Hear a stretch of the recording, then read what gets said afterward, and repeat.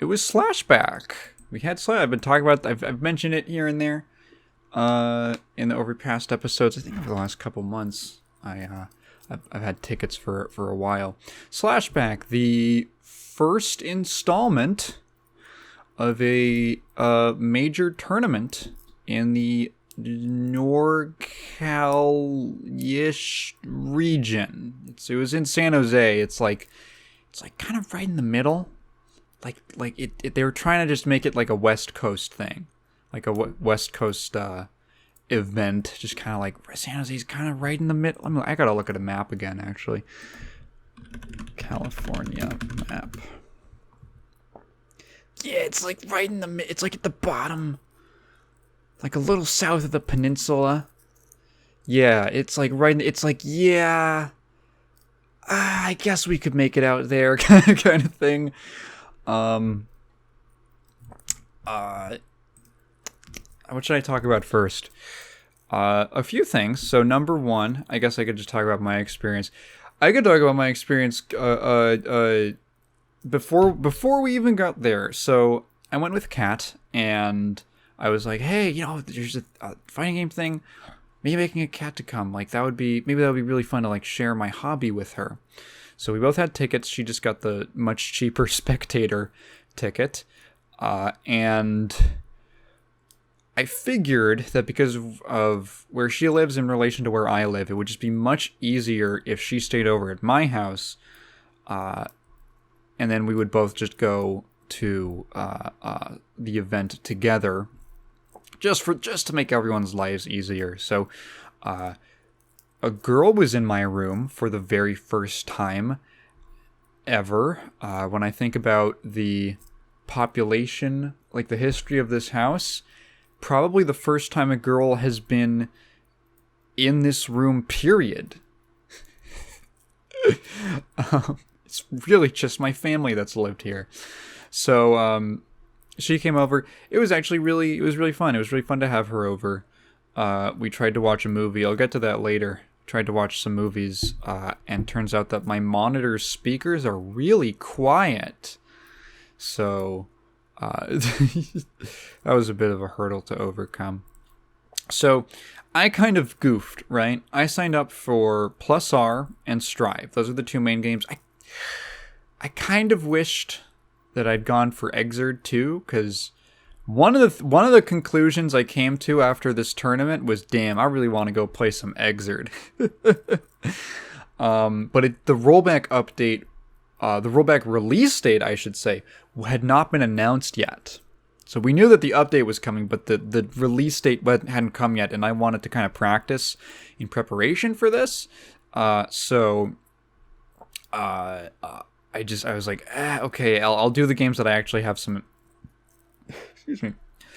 more experience in, and that I can actually devote some practice time to online. So, just Plus R and Strive. And the way I read the schedule initially was, oh, okay, I got my first pool starts at 9 a.m. Oh, geez, it's kind of early, but we were kind of looking. I assumed we were going to wake up early anyway. And then the second one is going to be at a little late, like noon. It's going to be at noon. I'm like, all right, cool.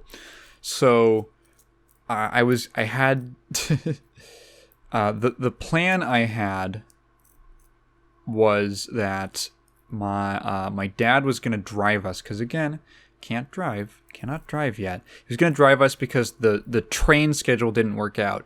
They really take it easy on the Caltrain on the weekends. Did you know that? They take it real easy. There was no way I was going to get there in time for my pools. Turns out, oh no, wait, I totally misread it.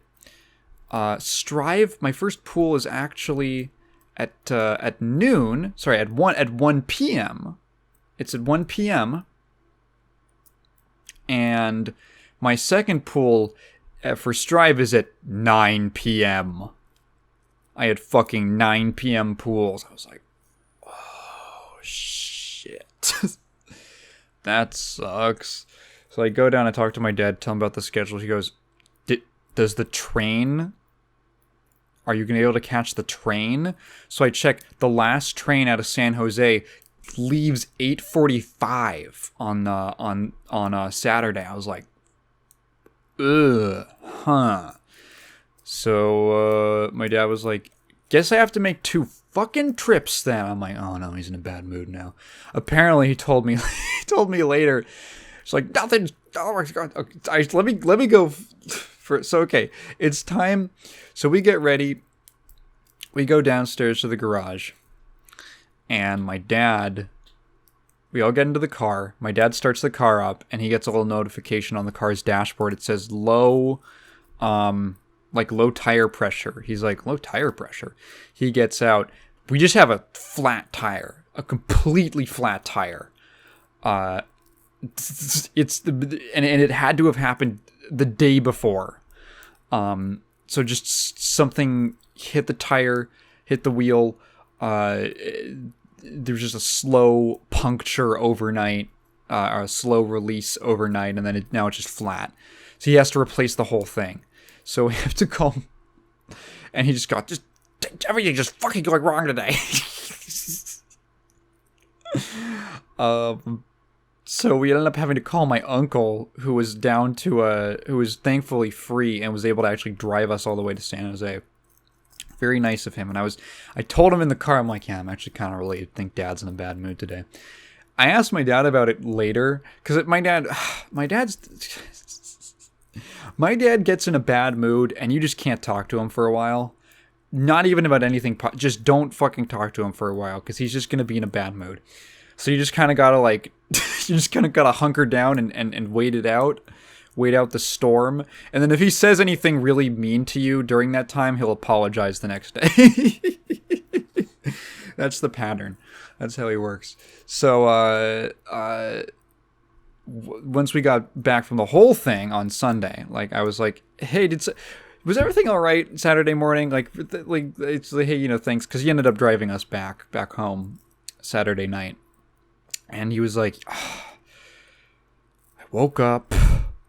I spilled my coffee grounds on the floor. I went downstairs to watch my Formula One. Turns out that it's on ESPN News, which we don't even get. I don't know, I was just in a bad mood. And then I had to drive you, and I don't like driving it. I don't like making a late night drive. I don't like having to pick you up at 9:30 p.m. And then we got a flat tire. I don't know. It's like, all right, yeah, fair enough.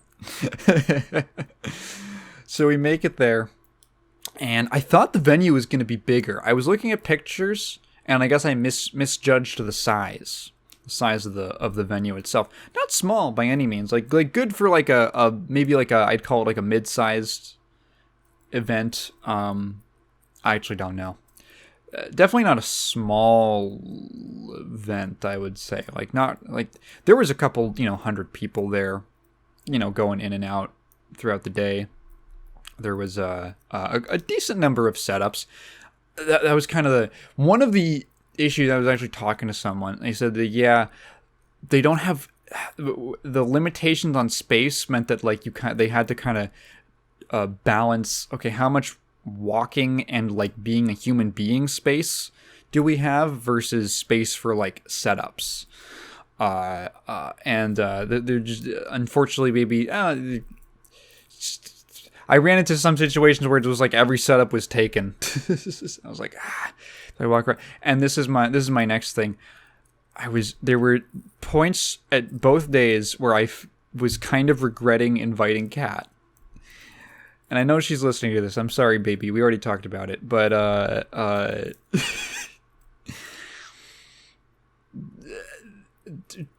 it was clear that, she was really bored and tired, midday. And I'm like, I really, I want to go play fighting games with people, but I also don't want to just leave my girlfriend to sit here and be bored out of her mind. And she was like, no, it's fine. I'm like, nah, I feel really bad. And she's like, no, it's fine. It's, you know, that feeling. And then kind of a funny thing happened where as both days went on, she got more, and she ended up joining. She had like the same emotional arc both days. She was really bored at first, and then once the tournament itself started getting a little deeper into like the finals, you know, top eight space basically, she got way more interested. Even not really knowing many of the games, right? Like, not really. And she actively told me, I was trying to, like, explain things to her. I'm like, okay, this character does this and this, and this character does this. And I'm trying to explain a little, like, okay, here's this thing that they're doing, and this is why. And she would go, just stop trying to explain it to me. And I'm like, oh, really? And she goes, yeah.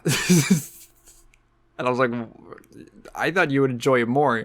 And she said, well, number one, I don't think I can intake much more I don't think I can handle intaking a lot of information right now. And number two, it's more fun. She says it's more fun if I just make it up in my head, which I was not expecting. I don't think I've ever heard anyone say, I like watching games where I don't understand what's going on because I can just make up what's happening in my head. But no, it's like we watched Plus R Top 8, and it was really cool. There was like oh god, who is I'm so bad at remembering names and peoples and all that. One of them, it wasn't Wukash was in Top 8, but it wasn't them. It was Pat? Do I want to say Pat something? A Testament player in the finals versus someone called Digital Watches. And Digital Watches is an Axel player who, I don't know, there was a really interesting progression throughout that finals set. I think there was a reset, if I'm remembering it correctly, where Watches was, for some reason, switched to Jam, which I don't know if, like, Jam is a better matchup for Testament than Axel. I wouldn't know, but they switched to Jam, and kind of got, like, in the nicest possible way, kind of got beat down the first two games.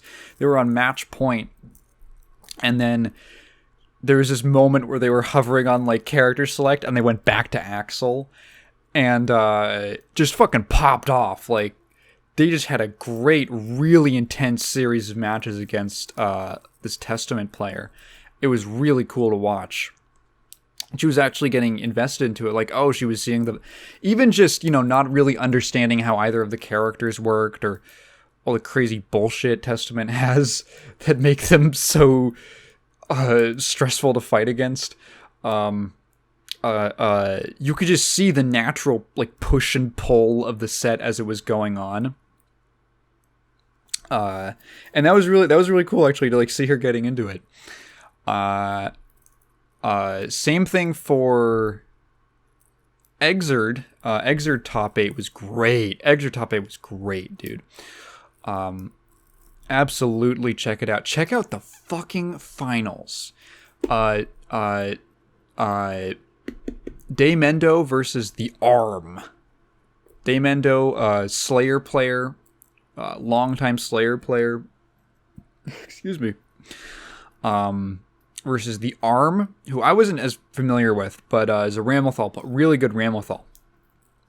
And dude, that set was so. I was watching the Exerd finals, and I was already, like, rooting for Daymendo because he's a Slayer player, and of course I am. And it's cool to see, like, a high level Slayer, just make it far in anything, because for as popular as Slayer is, you don't see him winning a lot of big tournaments. I don't know, he's just one of those characters. Slayer is kind of, like, designed in this way where unless he's just objectively super broken and busted, he's usually kind of mid-tier. Like, that's just sort of how his design kind of tends to, like, be. Like, he's sort of designed with these inherent weaknesses to balance out his inherent strengths, and he just sort of ends up being, like, a mid-tier character in most appearances. So it was really cool, and it's just great to see great Slayer play from Daemendo. And I was so he was going super hard. I think he got knocked into losers by the arm earlier in the tournament, and they ended up meeting again in finals, which was a great story. I think the arm knocked him into losers. I think that's how it went. Because I vaguely remember, wait, didn't they play each other? Like, I remember seeing an earlier match of them, and I'm like, that was the same Ram player, right? Pretty sure it was the same color and everything. So when he got sent to losers, Daemendo dude, he fucking wanted it so bad. It was ridiculous to watch the losers bracket, because Daemendo just fucking, he had like 4 2-0 wins in a row, just 2-0, 2-0, 2-0, just smashing through the whole bracket on the way to the finals. He had people's fucking numbers. There was a great match where he was playing Hotashi. Hotashi, obviously on Elfelt, very stressful character to play against. Also, it's Hotashi, very stressful person to play against. Man, I remember watching Daemendo set from a little while ago. I forget what tournament it was. It was him versus another Elfelt. And you could see the adjustment. You could see the adjustment in his play there, and how he I'm pretty sure he won in the end. Or no, did he lose in the end? Fuck, it's been a while since I saw that set. I'm so bad at recalling little details like that, like who exactly was playing and when and where and stuff like that. But I remember seeing this set, and it was really because it reminded me of like when he was playing Hotashi. It reminded me of that, because like, oh, you're seeing Elfelt do Elfelt things. You're like, oh shit.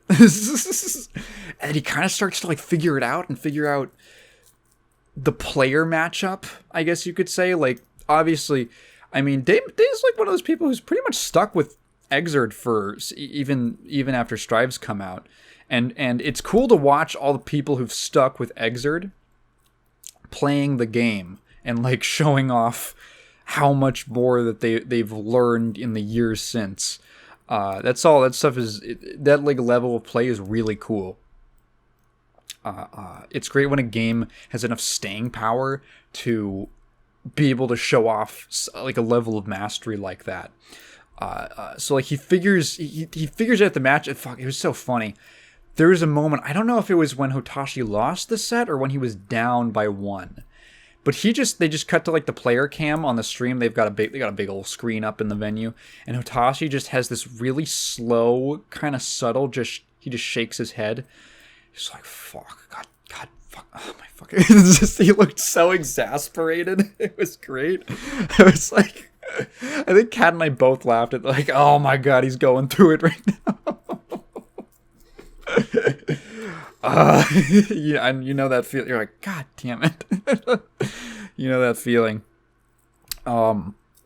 Fucking excellent. Go straight up. Just go watch that set. I might even link it if they put it up. Hold up. Let me see if I can just find it. It's a great VOD, or it will be. Daemendo versus the Arm.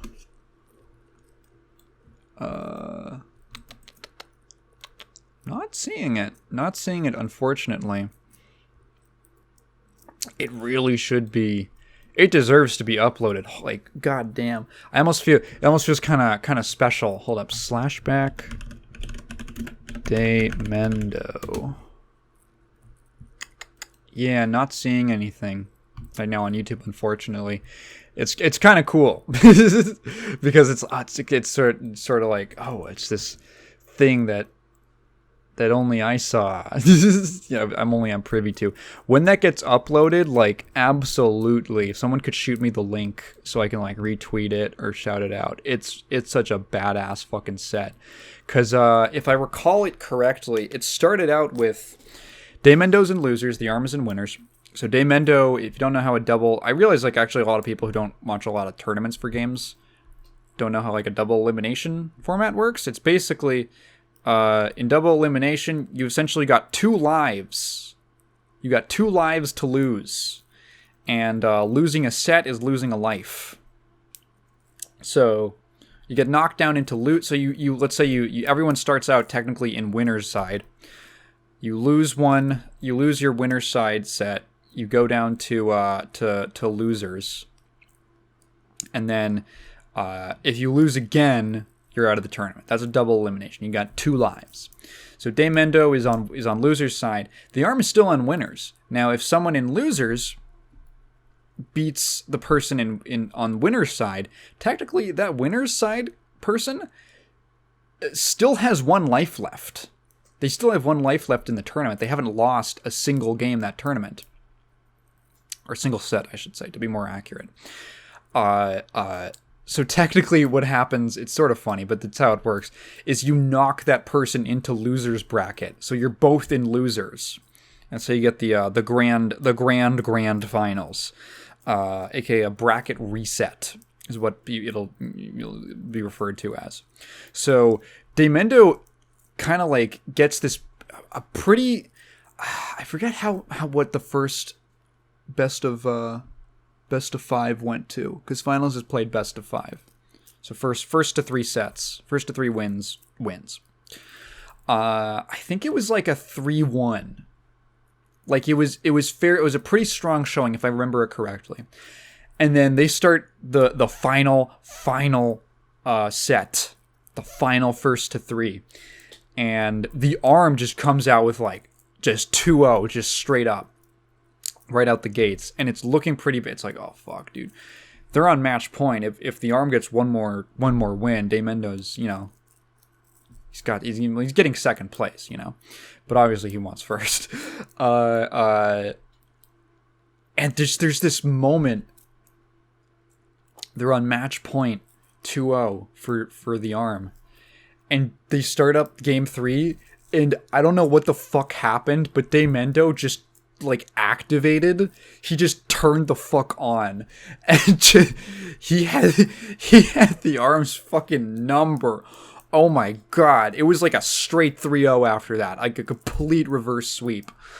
Like he played out of his fucking mind that day. It was so awesome to watch. Unfortunately, Kat had to leave because she had to step out because she ended up one of her classmates was in the area, funny enough. So they were like outside talking. They like were just connecting for a second, and I was inside watching this epic finals.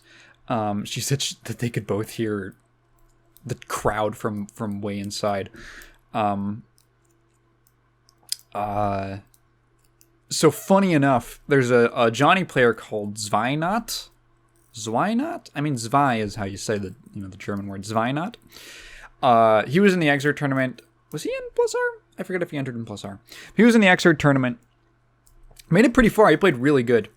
And I was just sitting toward like in the back half of the venue, just at like one of the tables they had set up. I was just kind of sitting there watching the grand finals, and this was around the reset time. And Zweinat happens to be standing near me, and he's very emotional. He's very into what's into the match right now, and he says something like, "I want Day to win this so fucking bad." I glanced over at him, and he goes, "Hey, what's your name?" And it's just like really friendly, like, "Hey, what's your name?" And I go, "Me? Oh, my name's Taigen." And he looks at me for a second. He goes, "What is it? Sorry." And I'm like, "My name's Taigen." And he goes, "Is that your?" And then I already know where this is going. I'm like, "Yeah, that's my real name. That's not my tag. It's my real name." And he goes, "Oh, cool." Very funny interaction. I've had people who have had no idea how to pronounce my name before, but having someone assume it was like my gamer tag was pretty funny. I haven't had that experience before. Throwback to when I was mentioning when I realized like live on the podcast that maybe people wouldn't realize that putting Taigen Moon in the main channel's name would clue people in that is my name, that I am not the Cellar. Like, wait, people might still not realize this. That's my name. Anyway, yeah, no, it was cool. We talked for like 5 seconds, but he was really nice.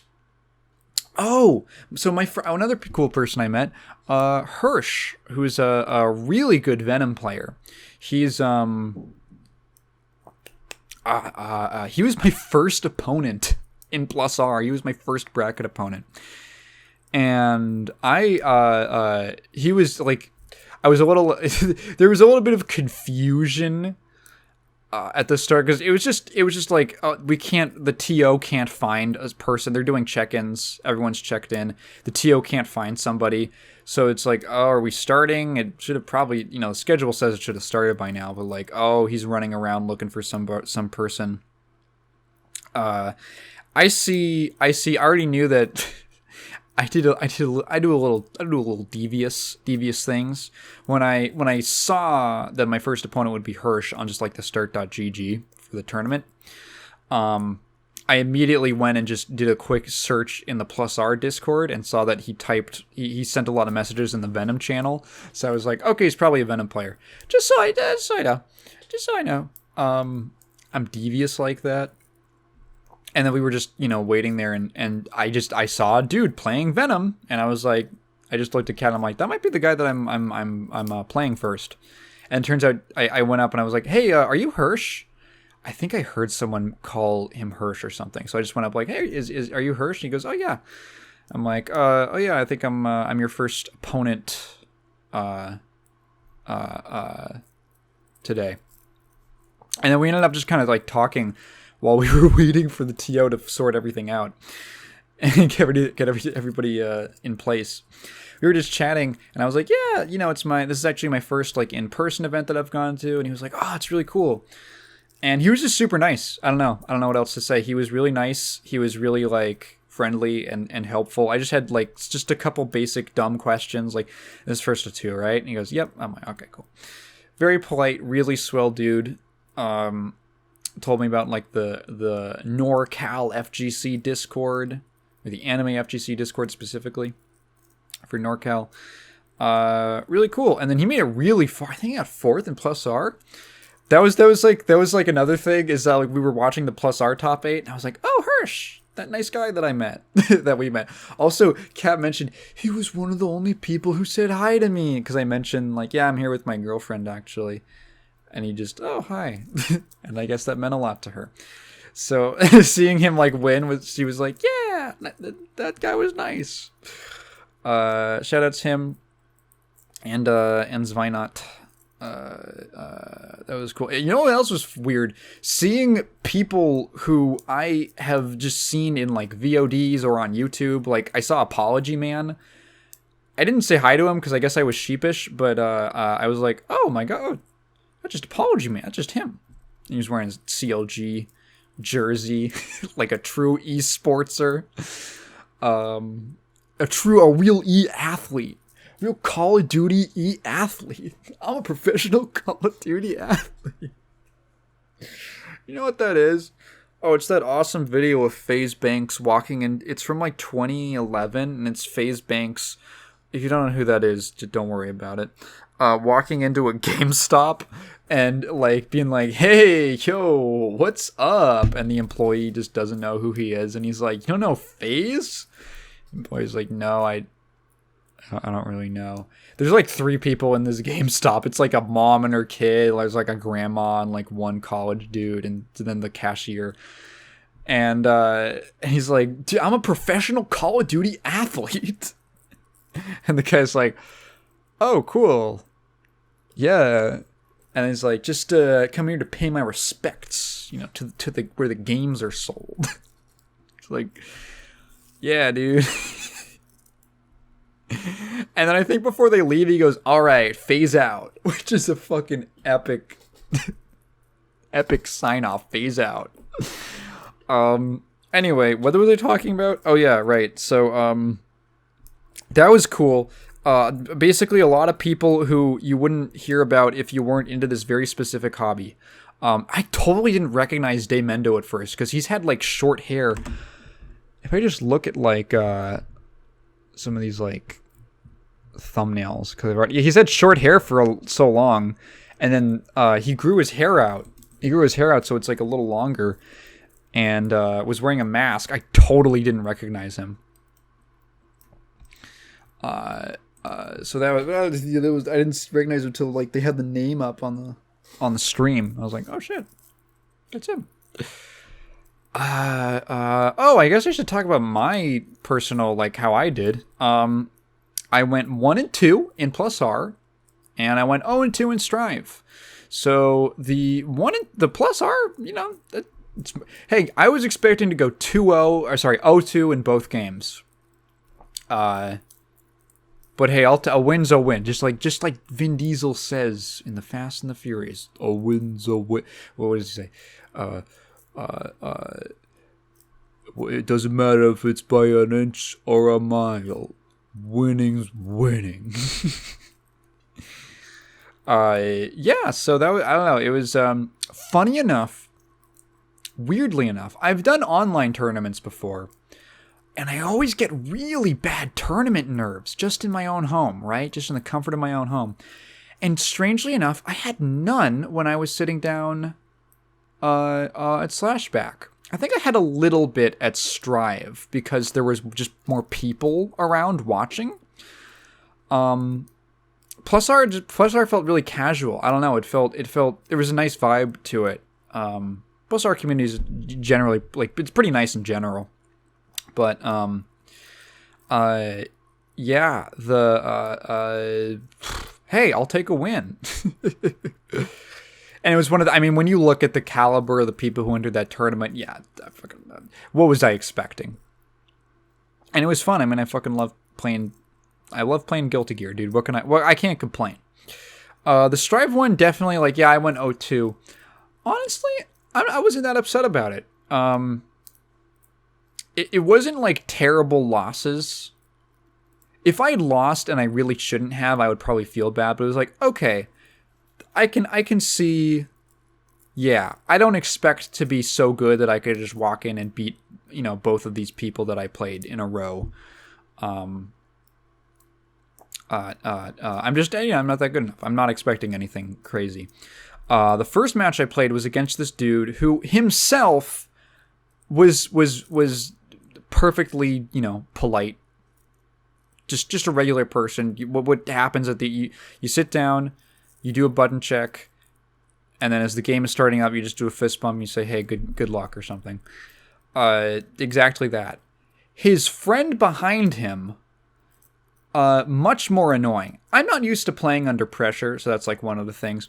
And this guy wasn't like shit talking me, but he was really hyping up his friend. He was the only one. There was a decent crowd of people around us. This friend was the only guy making noise. Every time his friend got a hit, yeah, there's a better than I know. Oh yeah, fuck him up. It wasn't that crude, but it was that like level of just. Also, he had a very annoying voice. Like his voice kind of hurt to listen to. Just very loud, shrill voice. Put me on like kind of like genuinely got on my nerves. So anyway, I lose, and I'm like, all right, whatever. I get back up. We're just waiting for, the next set. Next guy who sits down with that first dude is a Milia player. And this Milia player, so the guy I thought was a Faust main. Milia player sits down, fucking wrecks him. Just fucking blows him out of the water. Mixes him 6 ways to Sunday. That dude's friend wasn't saying shit. And I'm not gonna lie, I got a little bit of satisfaction out of it.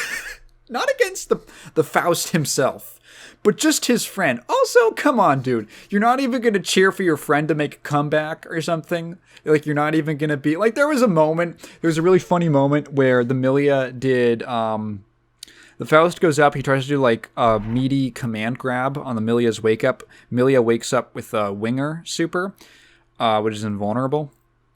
And blows through the command grab, but then an item, like a hammer that the Faust had tossed like a second earlier, comes down and bonks the Milia right as like they're in like the rising part of the animation after the invulnerability, and just really goofy, funny moment. And still, fucking guy's friend didn't say anything. It wasn't like, oh, my guy's back, hit it. And I think the other people in the crowd around us maybe like also found that dude annoying, because everyone was rooting for the Milia. Everyone was like getting hyped for the Milia. And because I don't think that the Milia and some of those other people were together. Like, it just seems there's some unconnected people. But everyone's getting hyped for them and no one for the Faust player. I think it's because that guy's friend was annoying. Yeah, so fucking the Milia ended up winning. And, you know, I got a little bit of satisfaction out of that, you know. The Faust guy himself was nice, again. I'm not glad he lost, but I'm glad that his friend didn't say shit.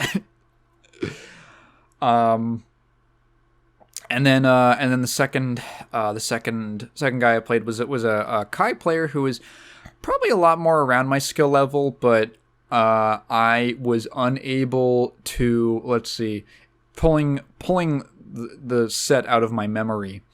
I wasn't really able to adapt. Wasn't really able to like exploit the weaknesses he had. I was a little too squirrely on defense. I probably could have played a lot more patient, had a little more lockdown of the match, but I didn't. And he had a solid enough grasp of Kai to kind of push his advantage. It was funny. He won off of just like a fucking wake up DP. And and when it happened, I went, oh, and he went, oh. Like he was like, damn, that was living on a prayer. You know? But it was all cool. It was all good. I ended up playing multiple people just in casual sets. People from Seattle, funny enough. I guess just because it's a West Coast event. I guess we forget that. Look, when people say West Coast, they mean California. Technically, Oregon and Washington are West Coast, but no one thinks of them as such. But yeah, it is. So there was people from Seattle there, and they were really nice. I got like some guy's Discord. Maybe we'll link up and, you know, play some games later. It was just a good time. Like, a lot of cool people. Like, I didn't really have, besides that one dude's friend who was kind of obnoxious, I didn't really have any negative experiences. Yeah, I mean, nothing's jumping out to me. Besides having to wait until fucking 9 p.m. for Strive pools. Yeah, I mean, it was pretty much it. And then the second day, I was already expecting to be out of the tournament. So I was like, all right, we'll catch the train. And so I had no obligation to be there at any specific time. So I was like, okay, we can get there a little later. So we caught the train, showed up at like noon, like 12:30, something like that. And I don't know, just kind of like, again, we went through the same thing of like, Kat was kind of really bored. And then we started watching Top 8, and then she got really into it. I ended up playing some Exerd with someone, actually another Slayer who was all really cool, and it's just a fun ass time. Even when you're losing, it's a fun ass time.